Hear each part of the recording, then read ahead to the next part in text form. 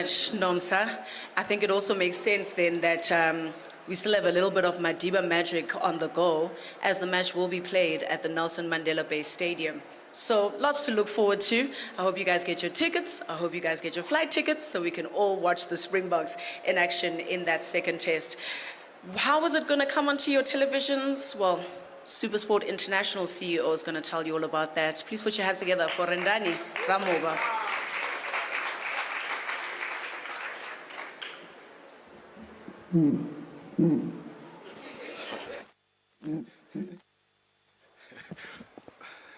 We're just joking now that this is live and then this happens. So, evening, everyone. Evening. I think greetings, Honourable Minister of Sports, Arts and Culture, Mr. Gayton McKenzie. Greetings to the Honourable Minister of Communications and Digital Technology, Mr. Soli Matlati. Greetings to the SARI President, Mr. Mark Alexander, and to my colleague, the SABC Group CEO, Nomsa, and to all the media and everyone in attendance. Thank you for joining us for this special announcement. Supersport and the Springboks have this year come together to celebrate 30 years achievement in rugby, starting since 1995. In celebration of this, we have invited the public broadcaster to join us on this historic journey. As you've heard from the SABC, we'll broadcast the second Castle inbound series test match between the Springboks and Italy on the 12th of July. This once-off broadcast is in recognition of the historical day in 1995 when the Springboks electrified the global stage and stole everyone's hearts and basically won the World Cup. Of course, as Supersport, we pride ourselves in bringing the country the best sports in coverage and the best sports and content in entertainment. In the last 30 years, we have brought you the Springboks winning the 2007, 2019, and the 2023 Rugby World Cups. We brought you Ricky January's try, and thank you for that acknowledgement on the side there. We brought you Ricky January's try to beat the All Blacks at the House of Pain in Dunedin. There were many other moments that fans found remotely and remembered, but another reminder is when Brian Abana broke the Sharks' hearts in the Super Rugby final, and many moments in cricket, many moments in football and in Olympics. And I asked the president here, I asked him for permission to be able to go through this monologue, because Supersport is turning 30 years this year, and 30 years is difficult to almost try and summarize in one speech. But whether it was the Proteas winning the ICC Test Championships or the 4-3-8 game at the Wanderers, Supersport was there to bring all the action live. Ernie Els winning the College Jug, Trevor, Emelan and Charles Schwartzel winning the Green Blazer, we were there. We were there when Lionel Messi's Champions League wins and the FIFA World Cup crowning moment with Argentina. We showcased, it wrote here Manchester United. I'm going to change that to Manchester City, dominating the Premier League and Mamelodi Sundowns, doing the same in the PSL here at home.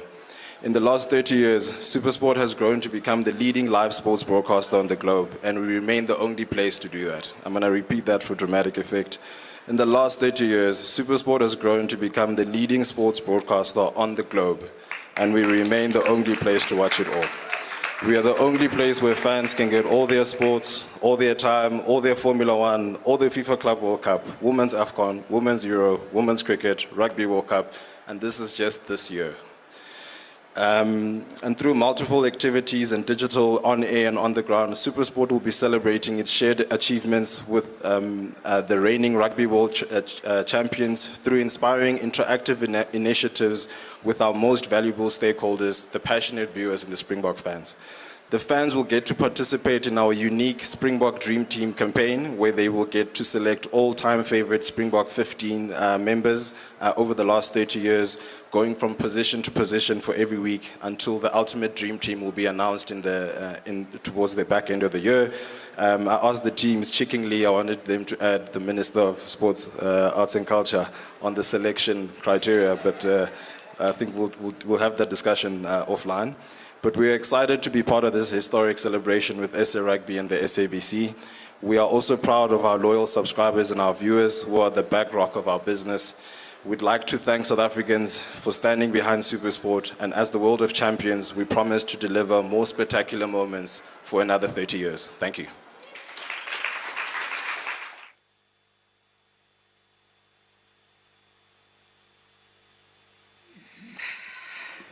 Should have called the TMO for this one.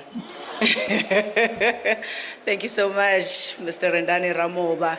All right, now I'm going to call on the Minister of Arts, Sports, Arts and Culture, the Honorable Gayton McKenzie, who I know is big on nation building, and I can't wait to hear his thoughts on this partnership.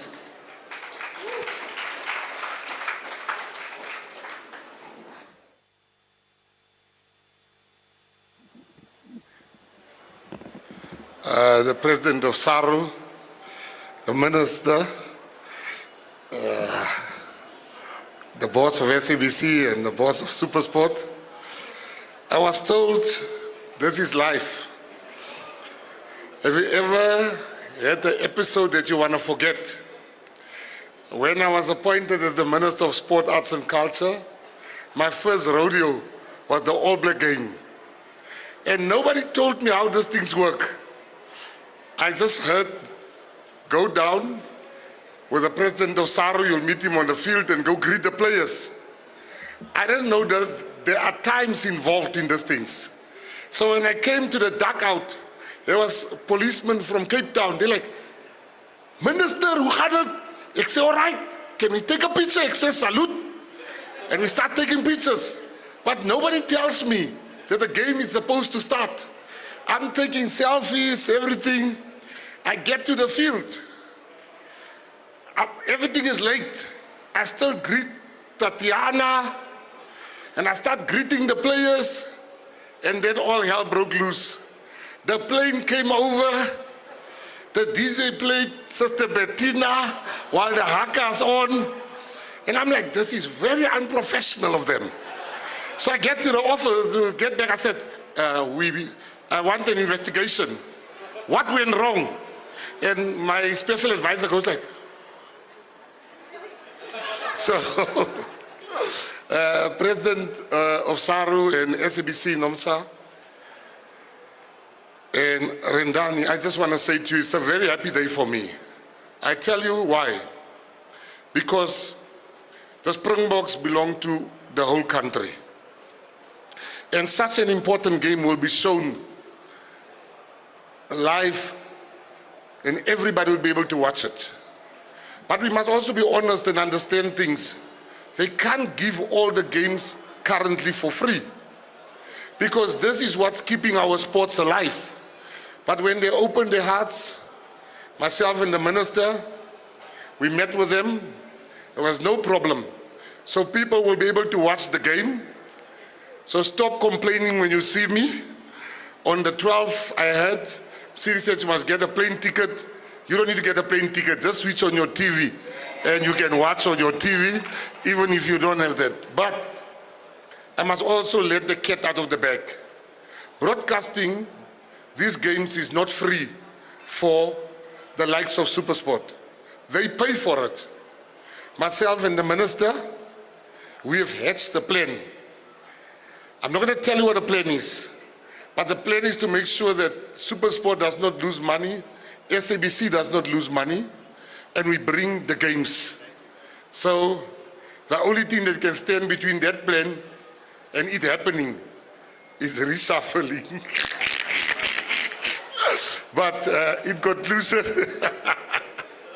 You know, you talk about reshuffling. I got a call from the president 2 months ago. And I said, yes, Minister, yes, Your Excellency. He says, Minister, I'm calling you in connection with a reshuffle. I said, President, isn't it too early for a reshuffle? He said, no, we're just reshuffling one person. I said, yeah, reshuffle. So I want to congratulate Stefan and Danielle with this shop. You guys are true entrepreneurs. You believe in this country. What you've done is not an everyday thing. You came up with a plan. You followed through on your plan. I remember when you were still selling clothes out of the boot of your car. And here we are today. It shows dreams do come true. I saw you in London. Thank you so much for what you are doing for sports in this country. And to the staff that's going to work here, I feel sorry for you girls and boys. because this shop is going to be very, very busy. But whatever you do, don't forget who was your first customer. I bought this t-shirt here today. Can we?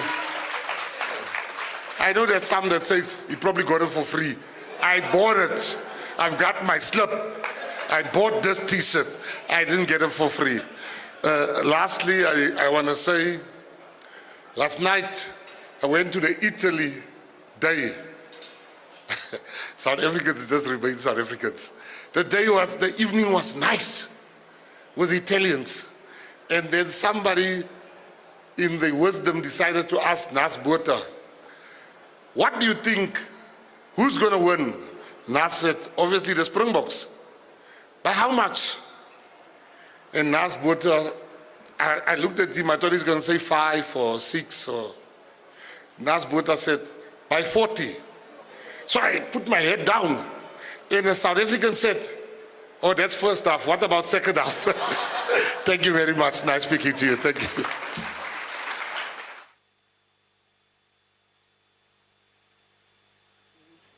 No pressure to the national team. You heard it, 40 points in the first half.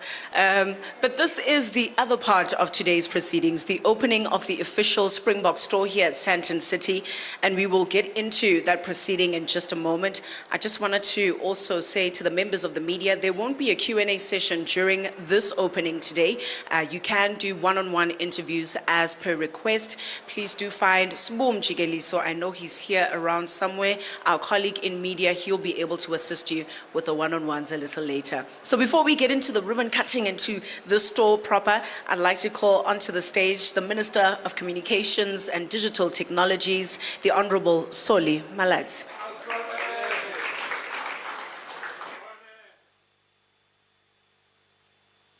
Very much, CDC, and ladies and gentlemen, good evening. It's always a joy to be in the company of the Minister of Sports. There's never a dull moment. There's never a dull moment. But this is indeed a source for celebration, because for some of us who grew up in the villages, when in 1994 we heard of the Springboks, it seemed like an unattainable imagination. And all we had was the late Chester Williams and the Springboks. Right, so for us, rugby and the Rugby World Cup was symbolized by those two moments.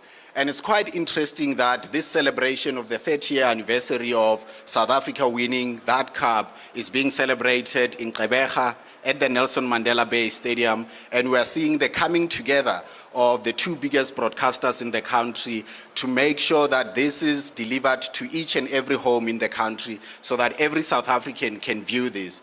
In 1995, I was a very young man. I won't reveal my age, but I'm sure you can tell I was very, very young. And we were able to enjoy that by watching it on SABC. And now 30 years later, through a partnership between SuperSport and the SABC, young people also will live to tell their story many years later of how this game that symbolizes our victory was broadcasted. The Minister of Sports is right. Sports broadcasting is very expensive, and it requires that someone has to pay for it.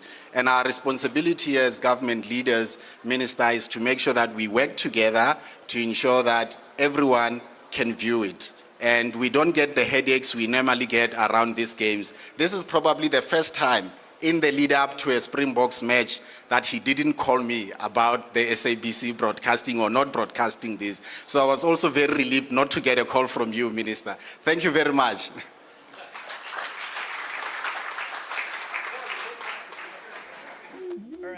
Ladies and gentlemen, that concludes our official proceedings regarding the official announcement. So whether you're switching on your radio, your television, whether you're digitally on digital platforms, wherever you'll be walking around, even if you find yourself in the store while the match is on, you know you will be able to tune in and see the Springboks in action against Italy. Speaking of which, Mark, I wanted to ask you, the inspiration behind the Springbok store here in Sandton City, what was it exactly?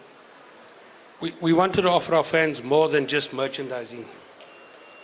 This store is a celebration of our national pride, of our heritage, and the incredible journey of the Springboks. And what can fans expect merchandise-wise? What is here that I will enjoy? I think the shoppers can expect exclusive collection, limited edition items that you'll find nowhere else. And this is, again, as I said, this is where our fans will meet. Celebrate, they'll come to our store. This is the plug. This is the place. That champion cap, will I find it here? You'll find everything here. I'll find everything here. Okay. Without a further ado, Mark, I'm going to ask you to step up to the ribbon. Lady and gentlemen, we're going to clear the chairs as we do the official cutting to officially open the Springbok store here at Sandton City. Ministers, if you could also please join me. The Minister of Sports, Arts and Culture, the Minister of Communication. Let's open the store. Let's get it open. Let's get shopping.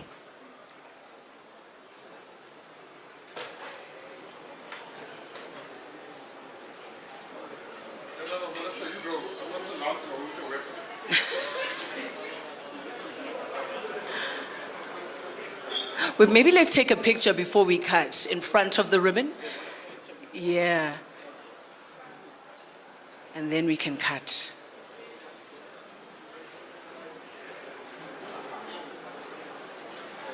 Woo! You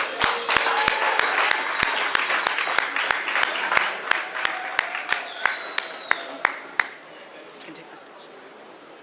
I asked the minister to hold the scissors. He said he's not allowed to hold a weapon.